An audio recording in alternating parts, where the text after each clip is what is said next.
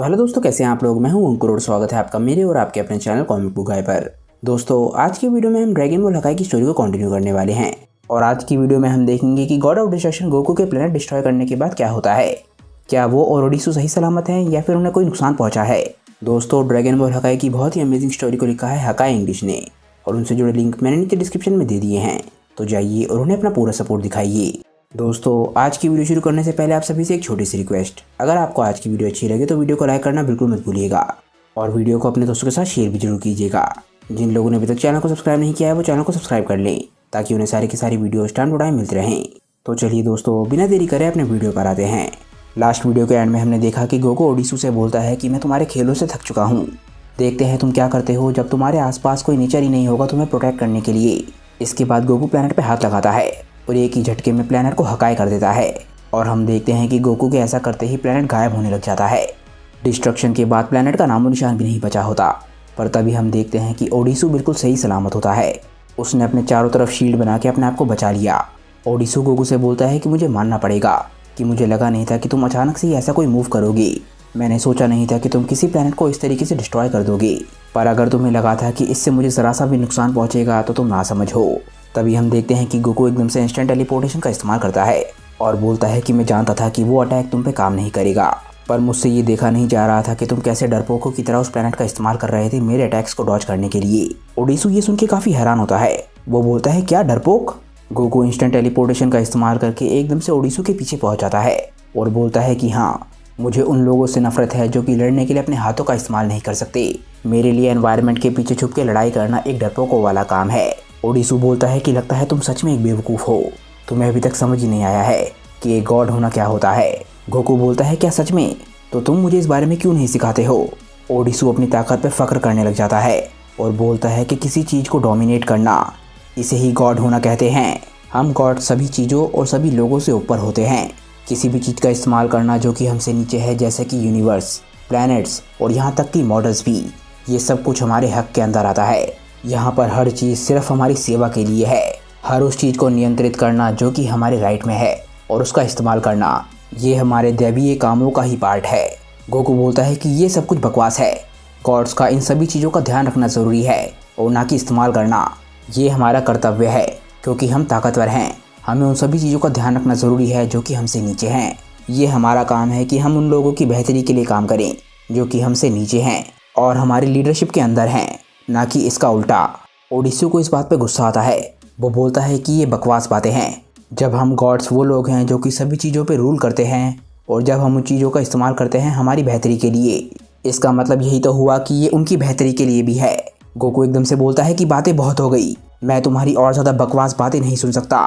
Goku इसके बाद ओडिसू को चेतावनी देता है और बोलता है कि अब तैयार हो जाओ ओडिसू। अब जब तुम्हारे आसपास प्लैनेट के सारे नेचुरल रिसोर्सेज नहीं हैं तो तुम अपने आप को नहीं बचा पाओगे और मैं तुम्हें यहीं ख़त्म कर दूंगा। ओडिसू गोकू से बोलता है कि तुम भले ही एक गॉड बन चुके हो, पर तुम्हारा दिल और दिमाग अभी भी एक मॉडल का है। तुम्हारे जैसा शख्स जो कि खुद को भीड़ से बांध कर चलता है, वो कभी भी एक महान गॉड नहीं बन सकता।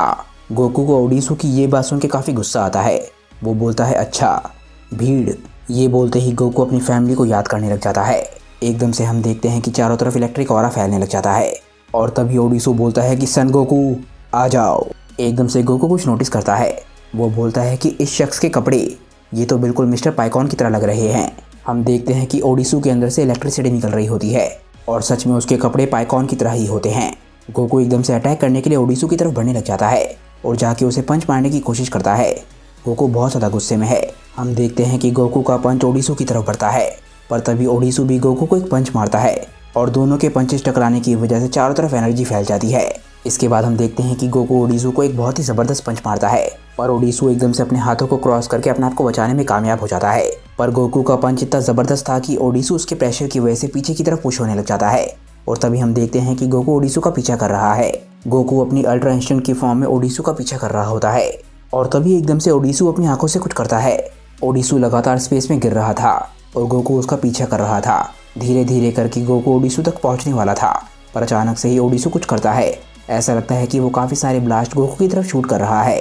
ओडिसू जिस एनर्जी से घिरा हुआ था, अचानक से ही उसके बीच में से ओडिसू गायब हो जाता है और एकदम से गोकू के पीछे आ जाता है, पर गोकू समय पे इस चीज़ को नोटिस कर लेता है तभी हम देखते हैं कि ओडिसू का एक बहुत ही ज़बरदस्त पंच गोकू की तरफ बढ़ रहा था और गोकू वक्त रहते इस पंच को रोकने में कामयाब भी हो जाता है, पर उसे देख के पता चल रहा है कि ये पंच कितना ताकतवर था। ओडिसू का अटैक बेकार होने की वजह से ओडिसू को काफ़ी गुस्सा आता है। गोकू ओडिसू की बेइज्जती करने के लिए बोलता है कि क्या तुम इसे एक पंच कहते हो, मैं तुम्हें दिखाता हूँ कि एक असली पंच क्या होता है। इसके बाद गोकू एक बहुत ही ज़बरदस्त पंच बना के ओडिसू को मारता है। ये पंच ओडिसू को लगते ही एक शॉकवेव निकलती है। ओडिसू गोकू के इस पंच से बच नहीं पाता और पीछे की तरफ जाकर गिरने लग जाता है। वो इतनी ज़ोर से पीछे गिर रहा होता है कि वो एक प्लैनेट से टकराता है और ये प्लैनेट पूरा का पूरा चकनाचूर हो जाता है। गोकू के पंच में इतनी ताकत थी कि ओडिसू अभी भी नहीं रुका होता। वो प्लैनेट के आर पार जाने के बाद भी गिर रहा होता है। प्लैनेट के टुकड़ों से कुछ ही दूर जाकर ओडिसू खुद को रोकता है और हम देखते हैं कि गोकू ओडिसू की तरफ बढ़ रहा था। गोकू एक बार फिर से ओडिसू की तरफ अटैक करने के लिए आ रहा था। अचानक से ही हम देखते हैं कि ओडिसू अपने हाथों से एक एक्शन करता है और क्योंकि ओडिसू किसी भी नेचुरल ऑब्जेक्ट को कंट्रोल कर सकता है, वो पत्थरों को भी कंट्रोल कर सकता है। प्लैनेट के सारे टुकड़े गोकू की तरफ बढ़ने लग जाते हैं और गोकू इस चीज़ को देख के थोड़ा सा हैरान होता है, पर जैसे ही वो नोटिस करता है हम देखते हैं कि सारे के सारे टुकड़े एकदम से गोकू को आके लग जाते हैं और ऐसा लगता है कि गोकू चट्टानों के नीचे दब गया। पर अचानक से एक आवाज़ आती है और ये आवाज़ होती है हकाई। गोकू हकाई का इस्तेमाल करके सारे के सारे पत्थरों को डिस्ट्रॉय कर देता है और सारे के सारे पत्थर इरेज होने के बाद हम देखते हैं कि गोकू बिल्कुल सही सलामत है। तभी धूल के बीच में से हम देखते हैं कि ओडिसू गोकू तक पहुंच जाता है और उसके हाथ में एक अटैक होता है। यह अटैक होता है टोर्नेडो फिस्ट। गोकू समय रहते ओडिसू को नोटिस नहीं कर पाता। एकदम से ओडिसू गोकू तक पहुंचकर अपना हाथ खोलता है और उसके हाथ के अंदर से एक टोर्नेडो निकलता है। अब गोकू इस टोर्नेडो के अंदर फंस चुका है। ओडिसू टोर्नेडो के अंदर गोकू को घुमाने लग जाता है और लगातार उसे घुमा रहा था। एकदम से हम देखते हैं कि ओडिसू गोकू को टोर्नेडो के अंदर से फेंकता है और गोकू काफ़ी सारे पत्थरों से टकराता हुआ पीछे की तरफ जाके गिरने लग जाता है। गोकू जाकर एक बहुत ही बड़ी चट्टान से टकराता है और वो उसके अंदर धंस जाता है। गोकू के चेहरे पे दर्द क्लियर है। गोकू अपने मन में बोलता है कि इस शख्स को हैंडल करना काफ़ी मुश्किल है। अपनी इतनी ज़्यादा ताकत का इस्तेमाल करने के बावजूद भी मैं इसे नहीं हरा पा रहा हूँ। आखिर मैं अपने अंदर ऐसा क्या मिस कर रहा हूँ जो मैं इसे हरा नहीं पा रहा। तभी एकदम से गोकू अपनी आंखें खोलता है। तभी एकदम से ओडिसू फिर से वही बात बोलता है। वो बोलता है कि तुम्हारे जैसा एक गॉड जो कि खुद को भीड़ से बांध कर चलता है, वो कभी भी एक महान गॉड नहीं बन सकता। गोकू अपने मन में बोलता है कि ये बेवकूफ़ आखिर ही खुद को क्या समझता है जो ये मेरे सामने मॉडल्स के बारे में ऐसा बोल रहा है। तभी एकदम से गोकू कुछ सोचता है। वो बोलता है कि अब इतना सोचने के बाद मुझे समझ आ रहा है, क्या मैं खुद एक मॉडल होने को डिनाई नहीं कर रहा हूँ। मैंने इसे यही कहा था कि मैं एक गॉड ऑफ डिस्ट्रक्शन की तरह लड़ूंगा, पर देखो मुझे यहाँ मैं एक ऐसे तरीके से लड़ रहा हूँ जो कि उस तरीके से बिल्कुल अलग है जो कि मैंने अपनी पूरी ज़िंदगी सीखा है। तभी एकदम से गोकू के दिमाग में कुछ मेमोरीज आती है। उसे याद आता है कि किरणे ने गोकू को कहा था कि ये कभी ना भूले कि वो एक धरतीवासी है और मास्टर रोशी ने कहा था कि जाओ और दिखाओ गॉड्स को अपने टर्टल स्कूल की ताकत। गोकू तभी एकदम से अपने मन में बोलता है कि नहीं, ये सही नहीं है। मैं हूँ सन गोकू, यानी कि गॉड ऑफ डिस्ट्रक्शन, पर मैं वो सन गोकू भी हूँ जो कि एक सैयन है जो कि धरती पर बड़ा हुआ था। अगर मैं याद रखूँ कि अभी मैं क्या हूँ और इस चीज़ को बिना डिनाई करे कि मैं क्या था, तो मैं जानता हूँ कि मैं ज़रूर जीतूँगा। ओडिसू एकदम से अपना अटैक करने के लिए तैयार हो जाता है और एक बहुत ही ताकतवर अटैक बना के एकदम से गोकू की तरफ शूट करता है। इस अटैक का नाम था लाइटनिंग स्पीयर।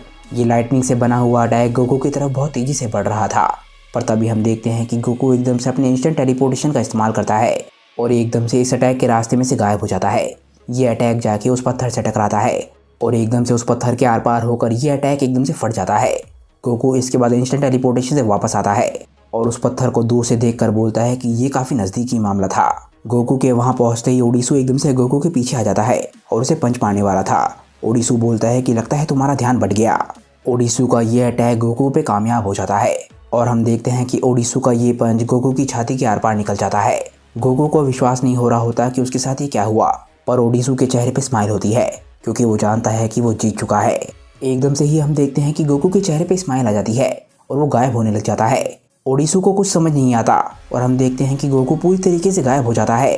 ये गोकू की आफ्टर इमेज टेक्निक थी और हम देखते हैं कि गोकू टेलीपोर्ट करके एकदम से ओडिसू के पीछे पहुंच जाता है। गोकू के हाथ में एक अटैक था जो कि लगता है कि हकाई की एनर्जी से बना है और ये अटैक वो एकदम से ओडिसू की तरफ शूट कर देता है। ओडिसू बहुत ही आराम से इस अटैक से अपने आप को बचा लेता है, पर तभी ये अटैक वापस लौट कर आता है। एक बारी फिर से ओडिसू अपने आप को बचाने में कामयाब हो गया, पर यह काफ़ी नज़दीकी मामला था और हम देखते हैं कि गोकू यामचा की टेक्निक का इस्तेमाल कर रहा था। वो बोलता है कि क्या तुम सरप्राइज्ड हो? तुम्हें ये बात सुन के काफ़ी अजीब लगेगा, पर यह टेक्निक भी एक मॉडल की है। गोकू यामचा की इस टेक्निक से अपने अटैक को कंट्रोल कर रहा था ताकि वो ओडिसू को मार सके। ओडिसू लगातार इस अटैक से अपने आप को बचाने की कोशिश कर रहा था, और जैसे ही ये अटैक उससे दूर जाता है और वापस उसी की तरफ बढ़ रहा होता है, तभी ओडिसू इस अटैक की तरफ अपना अटैक शूट कर देता है और हम देखते हैं कि गोकू और ओडिसू का अटैक फट जाता है, यानी कि गोकू का वो अटैक बेकार हो गया। गोकू फिर से अटैक करने के लिए ओडिसू की तरफ बढ़ता है और एकदम से ओडिसू के पास पहुंचकर बोलता है कि ये लो एक और। एकदम से गोकू अपनी आंखें बंद कर लेता है और अपने हाथ को अपने चेहरे तक ले जाकर बोलता है सोलर फ्लेयर। गोकू के अंदर से बहुत रोशनी निकलती है और हम देखते हैं कि ओडिसू की आंखें एकदम से खराब हो जाती हैं। वो अपनी आंखें बंद कर लेता है। वो गोकू को पंच मारने की कोशिश करता है पर मिस हो जाता है। एकदम से गोकू अपने हाथ को उठाता है और एक बहुत ही फेमिलियर अटैक बनाता है।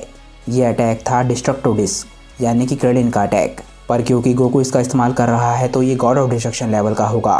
गोकू एकदम से अपने इस अटैक को शूट करता है और बोलता है कि इस बारे में क्या ख्याल है।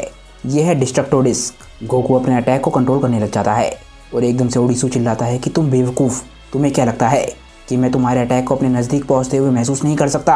हम देखते हैं कि गोकू का डिस्ट्रक्टो डिस्क काफ़ी सारे अटैक में बढ़ जाता है और एकदम से ओडिसू को घेर लेता है। ओडिसू एकदम से चिल्लाता है और बोलता है डेथ बॉल। ओडिसू की डेथ बॉल उसे घेर लेती है और हम देखते हैं कि गोकू के सारे डिस्ट्रक्टो डिस्क बेकार हो जाते हैं। ओडिसू की आंखें अभी भी पूरी तरीके से ठीक नहीं हुई होती। वो बोलता है कि जब तक मैं इस डिफेंसिव फील्ड के अंदर हूँ तुम्हारा कोई भी अटैक मुझ तक नहीं पहुँच पाएगा।